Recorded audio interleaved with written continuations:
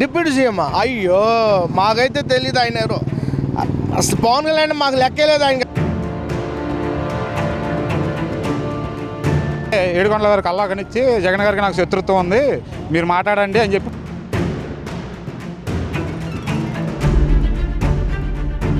ఆ తప్పుని మళ్ళీ కవర్ చేయడం కోసం మళ్ళీ ఇంకో అబద్ధం చెప్పి ఈ సిట్లో దీంట్లో హైపర్ సంబంధించి వాడారు, డిటర్జెంట్ వాడాడు అని చెప్పి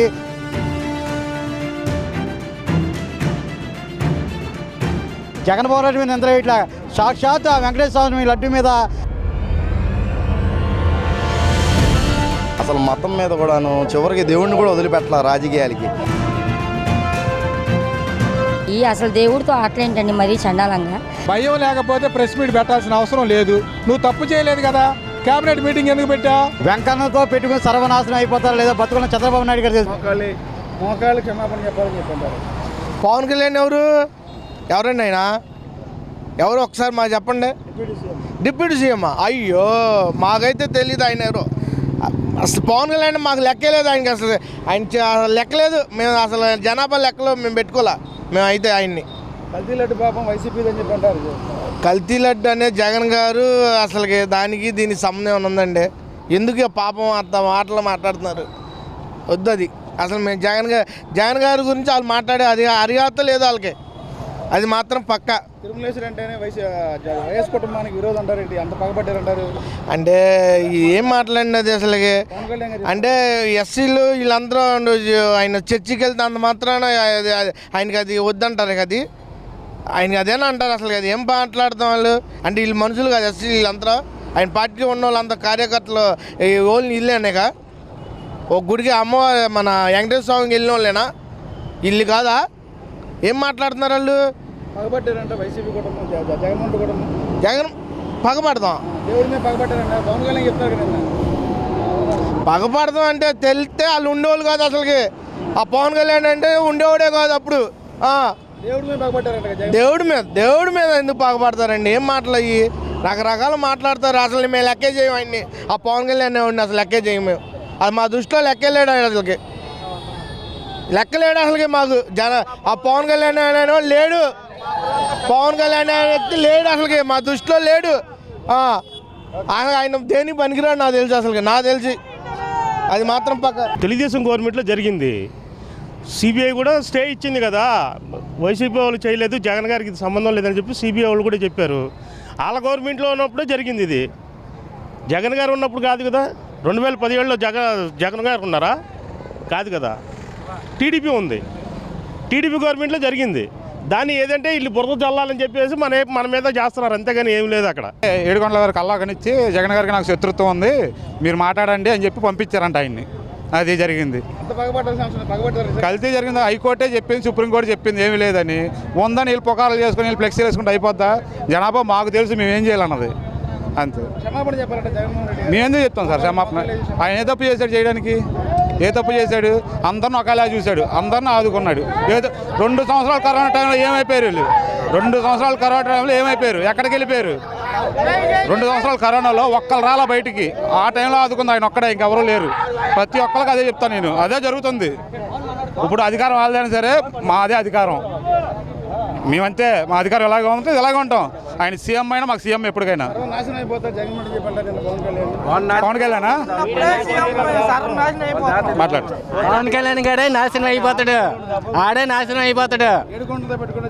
ఏట్లేదు, వాళ్ళే నాశనం అయిపోతాడు, నాశనం అయిపోతారు వాళ్ళు. జగన్మోహన్ రెడ్డి గారే పులే. జగన్మోహన్ రెడ్డి గారికి వచ్చే ఆదరణ చూసి తట్టుకోలేక వీళ్ళు లడ్డూలో వెంకటేశ్వర లడ్డూలో జంతుకో కలిసిందని చెప్పి, చేపల కలిసిందని చెప్పి వీళ్ళు వాగడం జరిగింది. దాన్ని సిట్ నివేదికలో ఎటువంటి కొవ్వు కలవలేదని చెప్పి సిట్ నివేదిక ఇచ్చింది. దీన్ని మళ్ళీ ఒక తప్పు చేశారు, జంతుకో కలిసిందని చెప్పి. ఆ తప్పుని మళ్ళీ కవర్ చేయడం కోసం మళ్ళీ ఇంకో అబద్ధం చెప్పి ఈ సిట్లో దీంట్లో హైపర్ సంబంధించి వాడారు, డిటర్జెంట్ వాడాడు అని చెప్పి రకరకాల రోజు ఒక కట్టు కదా ఈ ఆంధ్ర ప్రజలకు చెప్పి ఎలా అయితే జగన్మోహన్ రెడ్డి మీద నిందలు వేసి జగన్మోహన్ రెడ్డి మీద నిందలు ఇట్లా సాక్షాత్ ఆ వెంకటేశ్వర స్వామి లడ్డు మీద విశ్వసారం చేసి మన వెంకటేశ్వర స్వామి విలువని రోజు రోజుకి కూటమి ప్రభుత్వం దిగజారుస్తుంది. నిన్న మన ముఖ్యమంత్రి గారు, డిప్యూటీ సీఎం గారు, అదేవిధంగా బీజేపీ నాయకులు, మంత్రులు కలిసి మాట్లాడి దీంట్లో జంతువు కాదు దీంట్లో పందికో కలవలేదు, కలిసిందని చెప్పి చెప్తున్నారు. ఇది ఎంతవరకు సమావేశం? మేము అడిగేది ఒకటే సూటిగా ప్రశ్న చెప్తున్నాం. మీరు చేసేది కూడా జగన్ గారి మీద ఉంటే డైరెక్ట్గా రాజకీయం చేద్దాం, అంతేగాని కలియుగ వెంకటేశ్వర స్వామి అంటే మన హిందువుల మనోవేగానికి, మన ఆంధ్రులకి ఆరాధ్యదేవి వెంకటేశ్వర స్వామి గారు. ఆ వెంకటేశ్వర స్వామి మీద నింద వేసి అది జగన్ గారి మీద వదలన్నది మేము క్షమించా సరే, పైన కలియుగ వెంకటేశ్వర స్వామిని క్షమించాలని చెప్పి మేము మీడియా ముఖంగా తెలియజేస్తున్నాం. వెంకటేశ్వర స్వామికి పగ పెంచుకోవాలని చెప్పి మీరు చెప్తారు, జనాలకు తెలియదు. జనాలు ఏమంటున్నారు? ఆ రోజు 2 కొండలు అని చెప్పి మీరు విశ్వాసాలను చేశారు రాజశేఖర రెడ్డి గారి మీద. 2 కొండలు కాదు, 7 కొండలు కూడా వెంకటేశ్వర స్వామి అని చెప్పి జీవో నెంబర్తో సహా తీసుకొచ్చి ఆ రోజు రాజశేఖర రెడ్డి ఘనత కూడా వైఎస్ఆర్ కుటుంబం అని చెప్పి తెలియజేస్తున్నాం. వెంకన్నతో పెట్టుకుని సర్వనాశనం అయిపోతారు లేదా బతుకున్న చంద్రబాబు నాయుడు గారు తెలుసు. ఏంటంటే ఆ రోజు అలిపిరిలో జరిగిన రోడ్డు ప్రమాదంలో ఏం జరిగిందనేది చంద్రబాబు నాయుడు తెలుసు. మళ్ళీ అదే గతి ఈ కూటమి ప్రభుత్వానికి పడుతుందని కూడా తెలియజేస్తున్నాం. అసలు ఎంత దారుణం అంటే అసలు మతం మీద కూడాను చివరికి దేవుడిని కూడా వదిలిపెట్టాల రాజకీయాలకి. ఇది ఇంత ఘోరం ఎప్పుడూ ఎక్కడా లేదు.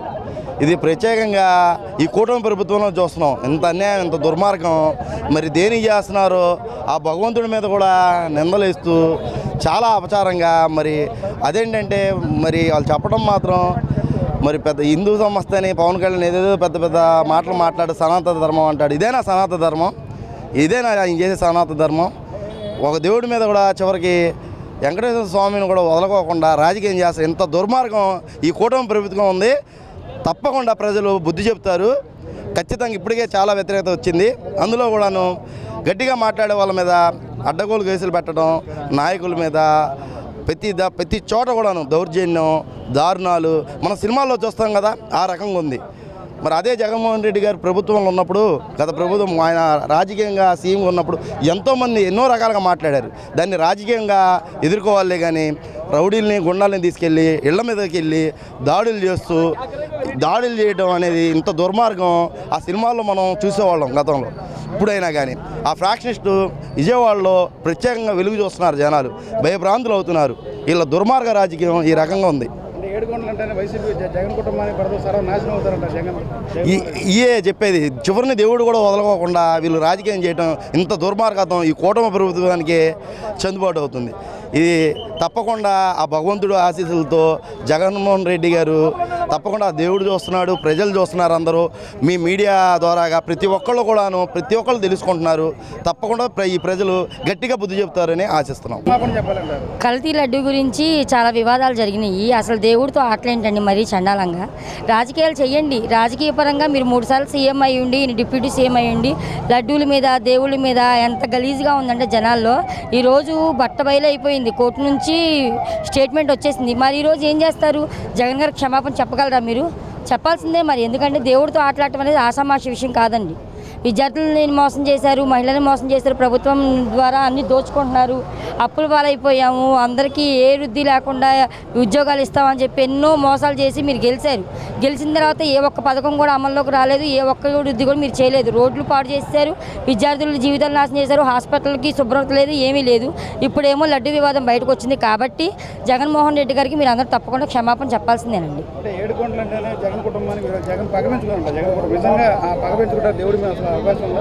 జగన్మోహన్ రెడ్డి గారు ప్రభుత్వంలో మీరు ఏ గుడికన్నా వెళ్ళి టెంపుల్ అసలు భోజనం చేశారండి? ఆయన ప్రభుత్వంలో స్కూళ్ళు కానీ గుళ్ళు కానీ అన్నీ శుభ్రంగానే ఉన్నాయి. ఆయన ఎక్కడ కూడా విపక్షతని చూపించలేదు. అసలు గుళ్ళకి వెళ్తే మేము అందరం చాలా గుళ్ళకి వెళ్ళాము, అక్కడ మేము ఉచిత దర్శనానికి వెళ్ళి భోజనం చేసుకున్నాము. అన్నీ కూడా ఆయన హయాంలో ఉన్నప్పుడు బాగున్నాయండి. ఈరోజు మీరు తిరుపతి వెళ్ళి అసలు అన్నదానం చూడండి, అన్నదానం దగ్గర ఎంత ర్యాష్గా ఉన్నారంటే అసలు భోజనం కూడా సరిగ్గా లేదండి. మొన్న కూడా మేము తిరుపతి వెళ్ళి వచ్చాము, శ్రీశైలం వెళ్ళాము, అసలు చాలా దారుణంగా ఉంది. అన్నదానం కూడా సరిగ్గా జరగట్లేదు అక్కడ. అసలు మరి చంద్రబాబు నాయుడు గారు ఏం చేస్తున్నారు ఏంటో అర్థం కాదు. దోచుకునే పని మీదే ఉన్నాడు కానీ అసలు శ్రద్ధ చూపించట్లేదు గవర్నమెంట్ మీద. కూటమికి చిత్తశుద్ధి ఉంటే ఈ డైవర్షన్ పాలిటిక్స్ అనేది చేసేవాళ్ళు కాదు. ఈ లడ్డూది చేసిన తప్పు ఈ దర్యాప్తులో ఏ కల్తీ కలవలేదని సిట్టోళ్ళు కానీ అందరు క్లియర్ కట్గా ఇచ్చారు. ఇచ్చిన తర్వాత దాన్ని పాలిటిక్స్ డైవర్ట్ చేయటాకే అంబటి రాంబాబు మీద దాడి కానీ, అదే కానీ జోగి రమేష్ మీద దాడి కానీ చేసి పబ్లిక్ని డైవర్ట్ చేయాలనే ఉద్దేశంతోనే వాళ్ళు ఇచ్చేశారు. చేసి ఏమన్నాడు, సీఎం అన్నాడు నిన్న ప్రెస్ మీట్లో అన్నాడు, ఎవరు మాట్లాడలేదు, ఎవరు స్పందించట్లేదు, నేను ఒక్కనే స్పందించలేదు. నువ్వే కదా ఎలక్షన్లో వచ్చి నేను స్పందిస్తాను, ప్రతి ఒక్క తప్పు చేసినప్పుడల్లా నేను స్పందిస్తానన్నా. మరి నువ్వు స్పందించుకుంటే ఇంకెవరు స్పందిస్తారు? అసలు ఏం రాకుండా చంద్రబాబు నాయుడు కొద్దిగా స్పందించగలే నువ్వు మెట్లు కడిగేసావు, అన్నీ కడిగేసావు. ఇప్పుడు ఏది సిట్ లేదన్నప్పుడు నువ్వు ఏ మెట్లు కడిగావు? ఇప్పుడు చెప్పినట్టుగా అలాగే జగన్ గారును పార్టీ ఆఫీసులు వైఎస్ఆర్ కాంగ్రెస్ పార్టీ ఆఫీసు మెట్లు కడగండి. నీకు అవన్నీ అవసరం లేదు. నీకు ఏం చెప్పాలో ఏం మాటలు తెలీదు, ఏ రోజు ఏది మాట్లాడతావో తెలియదు నీకు. మీరు చంద్రబాబు నాయుడు గారు ఏది స్క్రిప్ట్ ఇస్తే అది మాట్లాడి మళ్ళీ లోపలికి వెళ్ళిపోతావు. అది కరెక్ట్ పద్ధతి కాదు. డైవర్షన్ వాళ్ళు ఈ రోజుని ఆంధ్ర రాష్ట్రం ఇలాంటి దాడులు ఇదివరకు రెడ్ రాజ్యాంగం ఏదైతే నడుపుతున్నారో మీరు రాజారెడ్డి గారు రాజకీయం అని చెప్పేసి రాజారెడ్డి గారిని మీరు ఇచ్చేశారు.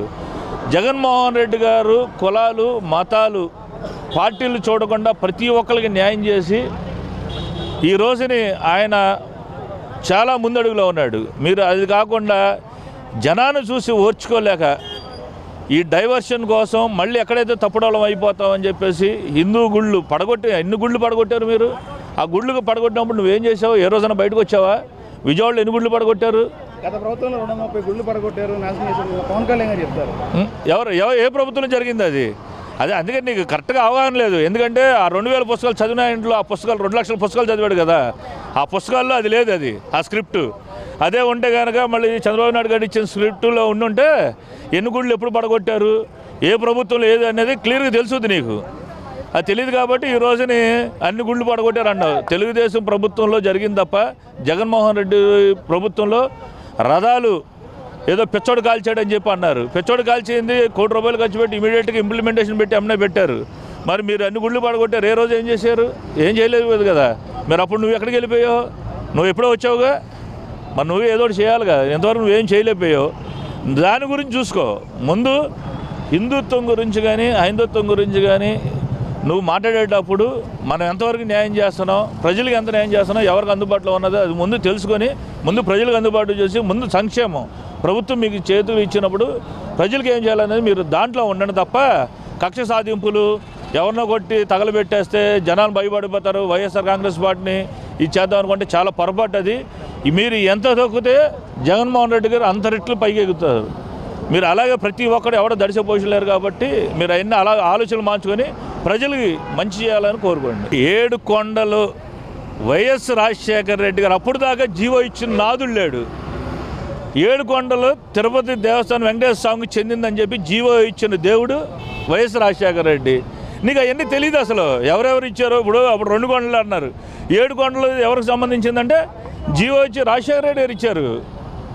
7 కొండలు వెంకటేశ్వర స్వామి గారికి ఆ జీవోలు ఇచ్చి మొత్తం ఆయన వెంకటేశ్వర స్వామికి సంబంధించింది, అది ఎవరికి కాదని చెప్పేసి క్లియర్గా జీవో ఇచ్చారు. అవి తెలుసుకోండి ముందు మీరు. దేవుడి మీద మనం అలా కాదు. జగన్మోహన్ రెడ్డి గారు పగ పెంచుకుంటే జగన్మోహన్ రెడ్డి గారు అవుతారు. అలాగే మీరు పగ పెంచుకొని కుట్రలు చేస్తే మీరు అవుతారు. ఎవరు అవుతాడని భగవంతుడు చూస్తున్నాడు. దేవుడు అనేవాడు కరెక్ట్ న్యాయం చేస్తాడు. అందరూ ఎక్కడ తొందరపడబోకండి. అందరికీ ఏది న్యాయం జరగాలో అందరికీ న్యాయం జరుగుద్ది. దానికి ఈయన కుటుంబం మీద ఆడి పగ ఏంటి? దేవుడి మీద పగ తీర్చుకోవడం ఏంది? దేవుడు వాళ్ళ మీద పగ పడతాడు. వాళ్ళ కుటుంబాలు సర్వనాశనం అయిపోతాయి. ఇప్పుడు అందుకని వాళ్ళకి వణుకు పుట్టి నిన్న అర్ధద్ద అని చెప్పి కరకట్ట మీద మీటింగ్ పెట్టేశారు. మీటింగ్ పెట్టడం వల్ల భయం వేసే కదా మీటింగ్ పెట్టింది. జగన్ గారు ఎక్కడ లడ్డు విషయంలో ఆయన ఎక్కడన్నా స్పందించాడా? ఎక్కడా స్పందించాలి ఆయన.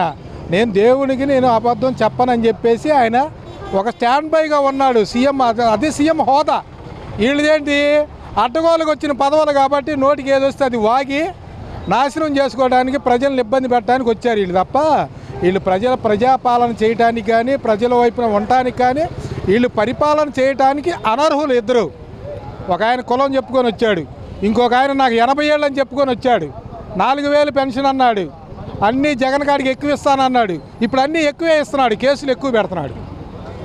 అన్ని కేసులు ఎక్కువ పెట్టుకుంటా ఆయనే చేసుకుంటా వస్తున్నాడు. భయం లేకపోతే ప్రెస్ మీట్ పెట్టాల్సిన అవసరం లేదు. నువ్వు తప్పు చేయలేదు కదా, క్యాబినెట్ మీటింగ్ ఎందుకు పెట్టావు? క్యాబినెట్ మీటింగ్ పెట్టకూడదు కదా. నువ్వు లడ్డూలో కల్తీ జరగలేదన్న అన్నప్పుడు నువ్వు ఎందుకు పెట్టావు ప్రెస్ మీటు? ఒక సీఎంగా ఉండి ఒక డిప్యూటీ సీఎం అయి ఉండి మీరు ఎందుకు పెట్టారు ప్రెస్ మీటు? క్యాబినెట్ మీటింగ్ ఎందుకు పెట్టారు? ప్రజలకి తెలియదా ఏంటి? మీలాంటి సోషల్ మీడియాలు ఎన్ని ఉన్నాయి? సందుకు ఒకటి ఉన్నాయి. తెలియనోడు ఎవడు? ఇవాళ జేబులో ఆండ్రాయిడ్ ఫోన్ ఉంది. ఇవాళ తెలియనోడు ఎవడు? ఫేస్బుక్ తెలియనోడు ఎవడు? ఎవడున్నాడు? ఎవడికి తెలియదు. అంటే ఇదంతా కుట్రపూరితమైనటువంటి రాజకీయం చేస్తూ కుట్రపూరితంగా జరుగుతున్న విషయాలే తప్ప జగన్ గారు కడిగిన ఆనిముత్యంలాగా బయటకు వచ్చేసాడు. అతని ముందు వీళ్ళు పనికిరారు. 40 ఏళ్ళ ఇండస్ట్రీ, 20 ఇండస్ట్రీ, 40కి 20కి తేడా. 20 ఏళ్ళ మగోడు, 80 ఏళ్ళ ముసలోడు. నిజంగా ఏడుకొండల మీద వైసీపీ జగన్ కుటుంబానికి ఎందుకు అంత పగ అనేది పవన్ కళ్యాణ్ చెప్తారు. పగబెట్టి నిజంగా అసలు ఆయన ఎవరండి? ఆయన ఆంధ్రాలో ఉంటున్నాడా? లెగిస్తే ఫ్లైట్లో అక్కడ హైదరాబాద్లో తిరుగుతున్నాడు. ఆయన ఆంధ్ర డిప్యూటీ సీఎం మన కర్మ. అతను ఇక్కడ విజయవాడలో ఉండి పరిపాలన చేయమనండి. అతను ఇక్కడ ఆంధ్రాలో ఉండి ఆంధ్రాలో వాళ్ళన్నకు మంత్రి పదవి అంట. మళ్ళీ మన కర్మ కాకపోతే కులాలన్నా నీతిగా ఉండి న్యాయంగా పరిపాలించే నాయకులను ఎన్నుకోవాలి.